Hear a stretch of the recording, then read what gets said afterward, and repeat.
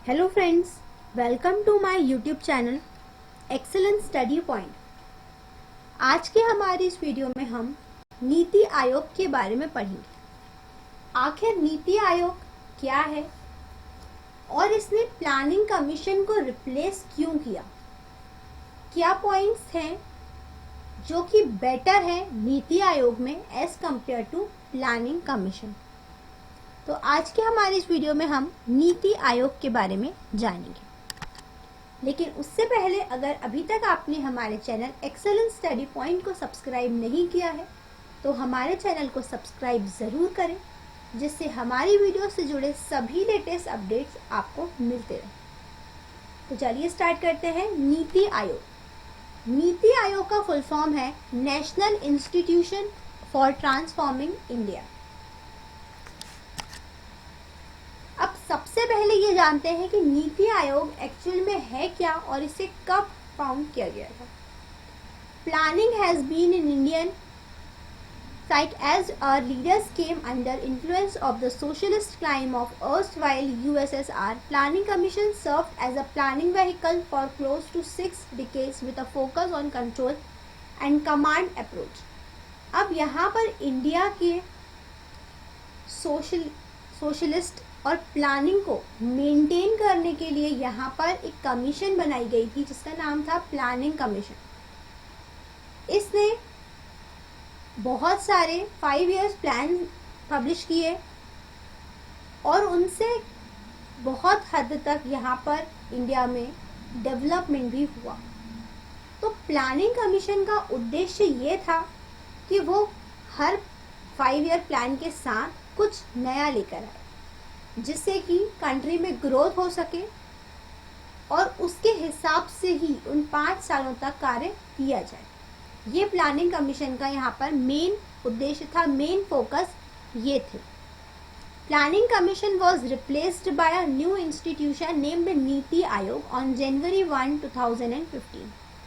अब यहाँ पर जो प्लानिंग कमीशन था उसको आगे चलकर एक नए इंस्टीट्यूशन ने रिप्लेस कर दिया जिसका नाम नीति आयोग दिया गया, national institution for transforming India. इसकी स्थापना 1 जनवरी 2015 को की गई और इसे रिप्लेस किया गया था, प्लानिंग कमीशन को रिप्लेस किया गया नीति आयोग से, with emphasis on bottom up approach to envisage the vision of maximum governance, minimum government, echoing the spirit of cooperative federalism. अब यहाँ पर एक अप्रोच के साथ यहाँ पर नीति आयोग को लाया गया कि ये मैक्सिमम गवर्नेंस देगा, यहाँ पर कोऑपरेटिव फेडरलिज्म जो है वो यहाँ पर इंक्रीज होगा, यहाँ पर उसकी स्पिरिट मेंटेन रहेगी और यहाँ पर ये जो नीति आयोग है ये प्लानिंग कमीशन से भी ज़्यादा अच्छा काम करेगा। इसलिए यहाँ पर प्लानिंग कमीशन को नीति आयोग ने रिप्लेस किया था और इसका एस्टेब्लिशमेंट हुआ है 1 जनवरी 2015। ये आप याद रखिएगा। अब एडमिनिस्ट्रेटिव स्केलेटन। अब यहाँ पर मेन क्या क्या नीति आयोग में कौन कौन से लीडर्स होते हैं, किन किन को यहाँ पर अपॉइंट किया जाता है वो जान लेते हैं। सबसे पहले चेयरपर्सन। अब यहाँ पर नीति आयोग के चेयरपर्सन कौन होते हैं, तो नीति आयोग के चेयरपर्सन होते हैं हमारे देश के प्राइम मिनिस्टर जो कि एट प्रेजेंट हैं माननीय श्री नरेंद्र मोदी जी।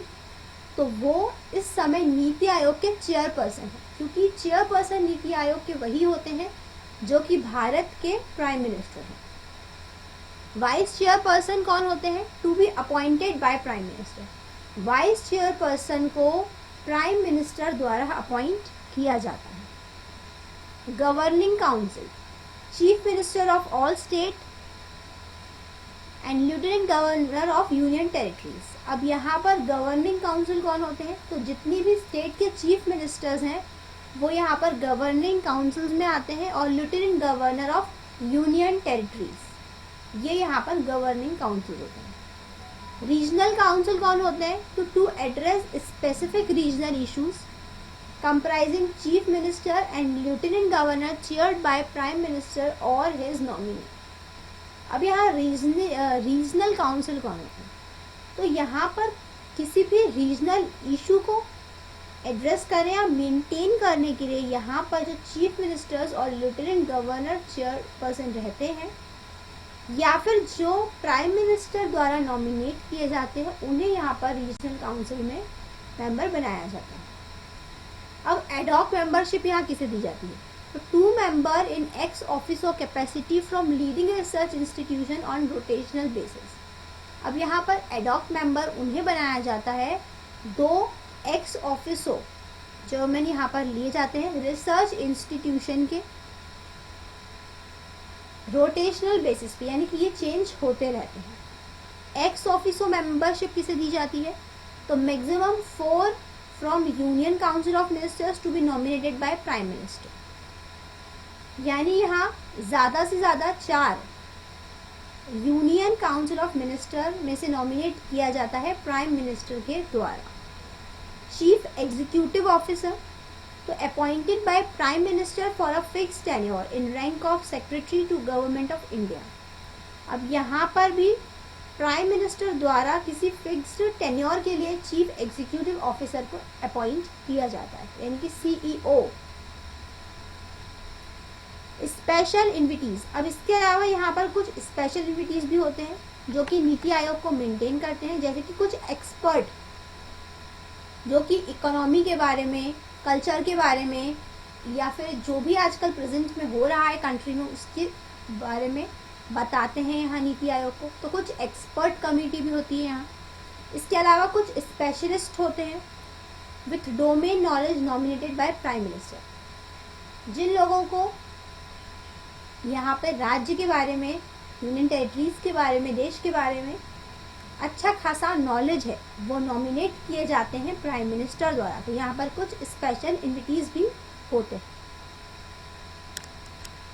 इसके बाद अगर हम बात करें नीति आयोग हब्स की, तो team India hub act as interface between states and centre. Knowledge and innovation hub built the think tank acumen of Niti Aayog. अब यहाँ पे टीम इंडिया हब है, ये स्टेट और सेंटर के बीच इंटरफेरेंस दिखाती है। नॉलेज एंड इनोवेशन हब जो है वो थिंक टैंक है नीति आयोग का, यानी कि नीति आयोग को ही एक्चुअली थिंक टैंक कहा गया है। The Aayog plan to come out with 3 document, 3-year action agenda, 7-year medium term strategy paper and 15-year vision document. अब यहाँ पर जो नीति आयोग आया था वो सबसे पहले यहाँ पर 3 डॉक्यूमेंट के साथ आया था, यानी कि 3 प्लान डॉक्यूमेंट के साथ नीति आयोग आया था। उसमें 3 years एक्शन एजेंडा था, 7 years मीडियम स्ट्रैटेजी पेपर था और 15 year का विजन डॉक्यूमेंट था कि अगले 15 साल में क्या विजन होना चाहिए। तो इस तरीके से नीति आयोग 3 डॉक्यूमेंट के साथ आया था। अब इसकी क्या इम्पोर्टेंस है? The 65-year-old planning commission had become a redundant organization. It was relevant in a command economic structure but not any longer. अब यहाँ पर जो 65 year पुराना प्लानिंग कमीशन था, जो ऑर्गेनाइजेशन था, वो रेलिवेंट भी था, उसकी इकोनॉमी स्ट्रक्चर पर कमांड भी थी, लेकिन इसके बाद भी वो आगे मूव नहीं कर पाया। इसीलिए यहाँ पर नीति आयोग को लाया गया। India is a diversified country and its states are in various phases of economic development along with their own strength and weaknesses. जैसे कि हमें पता है कि इंडिया एक डाइवर्सिफाइड कंट्री है, तो उसी तरीके से यहाँ पर जो इकोनॉमिक डेवलपमेंट है वो भी अलग अलग फेजेस में चेंज होता रहता है। उसकी अपनी एक स्ट्रेंथ भी है और अपनी एक वीकनेस भी है। तो उसे आइडेंटिफाई करने के लिए एक नए कमीशन की ज़रूरत थी, एक नए ऑर्गेनाइजेशन की ज़रूरत थी। In this context, a one-size-fits-all approach to economic planning is obsolete. It cannot make India competitive in today's global economy. तो इंडिया को एक अच्छा कॉम्पिटिटर बनाने के लिए, जो कि आज की इकोनॉमी में सरवाइव कर सके, ग्लोबल इकोनॉमी में खड़ा हो सके, उसके लिए एक अच्छे आयोग की ज़रूरत थी। कई बार प्लानिंग कमीशन अपने ही द्वारा बनाए गए रूल्स को फॉलो नहीं कर पाया, जैसे कि उन्होंने कहा कि यहाँ अनएम्प्लॉयमेंट हटेगा, बट पॉसिबल नहीं हुआ। यहाँ पर पॉवर्टी के लिए उन्होंने डेडलाइन दी, लेकिन वो भी पॉसिबल नहीं हो पाया। यहाँ पर उन्होंने इकोनॉमिक ग्रोथ करनी चाहिए, बट वो भी पॉसिबल नहीं हुआ है। कई बार प्लानिंग कमीशन के द्वारा 5 ईयर प्लान्स आ ही नहीं पाए। तो इस तरीके से इंडिया पीछे ना रह जाए और इकोनॉमिक डेवलपमेंट चलता रहे, इसलिए यहाँ पर ज़रूरत थी नीति आयोग की। अब क्या क्या ऑब्जेक्टिव्स हैं नीति आयोग के? to foster cooperative federalism through structured support initiative and mechanism with the states on a continuous basis recognizes that strong states make a strong nation। यानी कि पहला ऑब्जेक्टिव तो ये है to foster cooperative federalism through structured support initiative, यानी कि जो कुछ भी किया जा रहा है वो प्लान्ड होना चाहिए, स्ट्रक्चर्ड होना चाहिए, ताकि जो कुछ भी हो या जो भी आगे इनिशिएट किया जाए वर्क, वो बिल्कुल वेल प्लान्ड एंड स्ट्रक्चर्ड हो। जब हमारी स्टेट स्ट्रांग होगी तभी वो एक स्ट्रांग नेशन को बना सकती है। To develop mechanism to formulate credible plans at a village level and aggregate these progressively at higher level of government. यानी कि सबसे पहले तो यहाँ पर छोटे स्तर पर डेवलपमेंट किया जाए, मैकेनिज्म किया जाए, जैसे कि विलेज लेवल पर। उसके बाद उसे हायर लेवल तक ले जाए, गवर्नमेंट तक ले जाया जाए। शुरुआत यहाँ पर विलेजेस से की जाए, जो कि की गई विलेजेस से शुरुआत। अगर हम नीति आयोग की बात करते हैं तो यहाँ पर 24/7 इलेक्ट्रिसिटी हर विलेज तक पहुँचाना उनका उद्देश्य रहा, जो कि बहुत हद तक यहाँ फुलफिल भी हुआ कि बहुत सारी विलेज जहाँ इलेक्ट्रिसिटी प्रॉब्लम थी उनको डेवलप किया गया है। To ensure on areas that are specifically referred to it and that the interest of national security are incorporated in economic strategy and policy. To pay special attention to the section of our society that may be at risk of not benefiting and adequately from economic progress. अब यहाँ पर जो हमारी society है उस पर special attention provide की जा सके, जिससे कि उसे कोई हार्म ना हो, बल्कि हमारी इकोनॉमिक प्रोग्रेस भी चलती रहे। To provide advice and encourage partnership between key stakeholders and national and international like minded think tank as well as educational and policy research institution.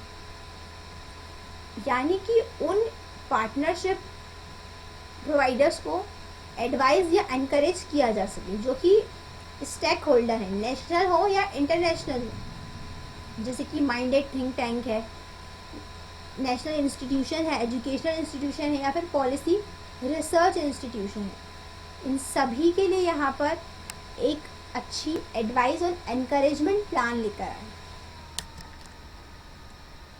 To create a knowledge, innovation and entrepreneurial support system through a collaborative community of national and international experts। यानी कि यहाँ पर एक knowledge create किया जाए, innovation लेके आए, support system लेकर आए नेशनल और इंटरनेशनल एक्सपर्ट्स द्वारा, प्रैक्टिशनर्स द्वारा, to offer a platform for resolution of intersectoral and interdepartmental issue in order to accelerate the implementation of the development agenda. यानी कि डेवलपमेंट लाने के लिए सबसे पहले ऐसे प्लेटफॉर्म्स ऑफर किए जाएं, डिपार्टमेंटल सेक्टर में भी, इंटरसेक्टरल डिपार्टमेंट्स में भी, और इंटर डिपार्टमेंटल इशू को भी रिजॉल्व कर सके।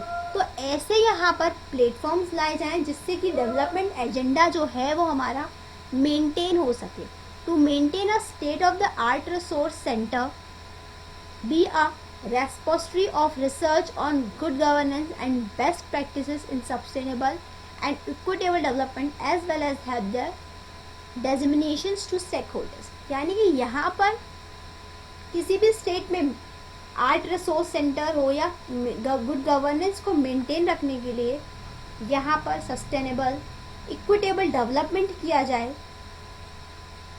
इन सभी के लिए सबसे पहले ज़रूरी है एक अच्छा ऑर्गेनाइजेशन जो कि इन सभी के लिए प्लानिंग कर सके।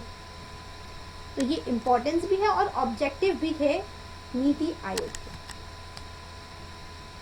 अब क्या क्या चैलेंजेस हैं जो नीति आयोग ने फेस किए या फिर फेस करेगा?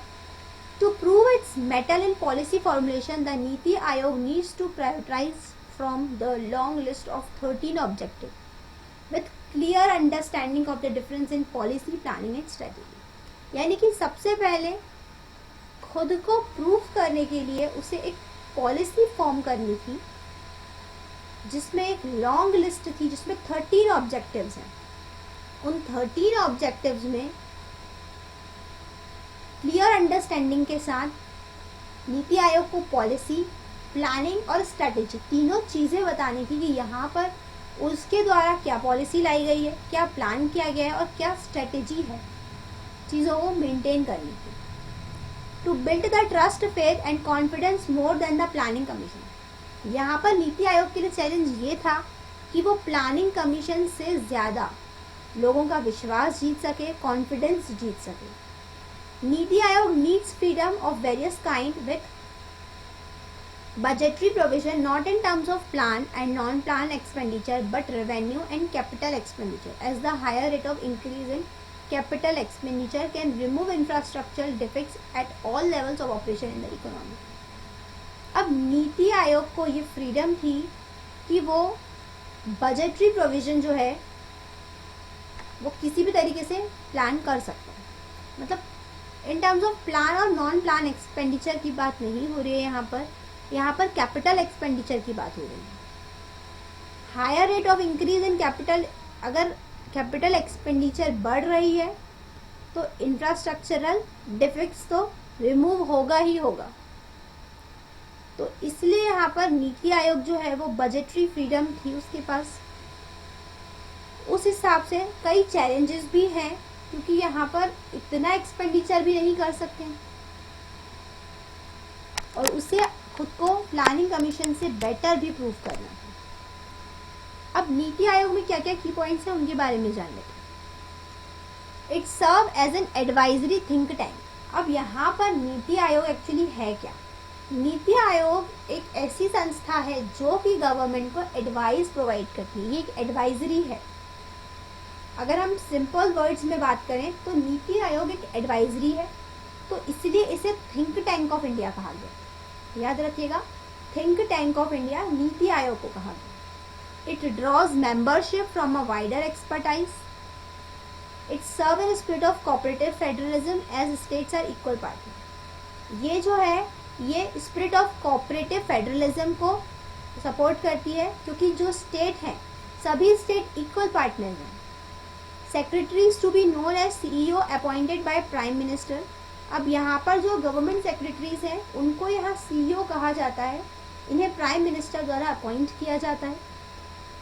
It focus upon bottom up approach of planning, और ये बॉटम अप अप्रोच को फॉलो करता है नीति आयोग। प्लानिंग की बॉटम अप अप्रोच को फॉलो करता है।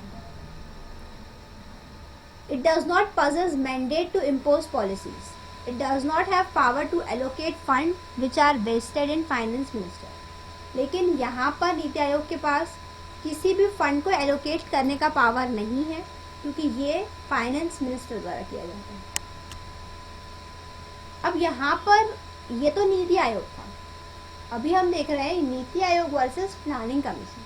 तो नीति आयोग तो हमने देख लिया, अब प्लानिंग कमीशन में क्या क्या था? It serve as extra constitutional body. इसको एक्स्ट्रा कॉन्स्टिट्यूशनल बॉडी कहा गया था, जैसे उसको थिंक टैंक कहा गया है। It had limited expertise. यहाँ पर लिमिटेड एक्सपर्टाइज थे जो कि नीति आयोग में नहीं है। लिमिटेशंस नहीं है नीति आयोग में एक्सपेंडिचर की थोड़ी, पर वहाँ पर फिर भी मेंटेनेंस है। States participated as spectator in annual plan meeting. Secretaries were appointed through usual process. यानी कि नीति आयोग में प्राइम मिनिस्टर द्वारा अपॉइंट किया जाता है, पर यहाँ प्लानिंग कमीशन में यूजुअल प्रोसेस द्वारा अपॉइंट किया जाता था। वहाँ पर बॉटम अप अप्रोच फॉलो होती है नीति आयोग में, लेकिन प्लानिंग कमीशन में टॉप डाउन अप्रोच फॉलो होती है। imposed policies on state and tied allocation of funds with projected approved. अब यहाँ पर ये अपनी पॉलिसीज स्टेट्स पर अप्रोच कर देते थे डायरेक्टली, मतलब उनके अप्रूवल की तो इन्हें ज़रूरत ही नहीं है प्लानिंग कमीशन को। It had power to allocate funds to ministers and state government. Planning commission के पास ये पावर था कि वो फंड्स एलोकेट कर सकती है मिनिस्ट्रीज को और स्टेट गवर्नमेंट को, पर नीति आयोग के पास ऐसा पावर नहीं है। ये फाइनेंस मिनिस्टर द्वारा किया जाता है। तो ये नीति आयोग के बारे में फुल इंफॉर्मेशन ही हमने कवर करी थी हमारी इस वीडियो में। इससे रिलेटेड अगर आपको कोई भी डाउट है तो आप हमें कमेंट बॉक्स में कमेंट कर पूछ सकते हैं। नीति आयोग का फुल फॉर्म जरूर याद रखिएगा, national institution for transforming India. और नीति आयोग की स्थापना इसलिए की गई थी ताकि हमारे इंडिया में यहाँ इकोनॉमिक ग्रोथ को मेंटेन किया जा सके और वो यहाँ पर डेवलपमेंट को और अच्छी तरीके से इंक्रीज कर सके, अच्छी तरीके से प्लान कर सके। इसीलिए यहाँ पर प्लानिंग कमीशन को रिप्लेस किया था नीति आयोग ने। आज की वीडियो में बस इतना ही। अगर आपको हमारी वीडियो पसंद आई हो तो इसे लाइक करें, शेयर करें अपने दोस्तों के साथ और हमारे चैनल एक्सीलेंस स्टडी पॉइंट को सब्सक्राइब करें ताकि हमारी वीडियो से जुड़े सभी लेटेस्ट अपडेट्स आपको मिलते रहें। अगर आप किसी और टॉपिक पर वीडियो देखना चाहते हैं तो हमें कमेंट बॉक्स में कमेंट करके ज़रूर बताएं। Thank you.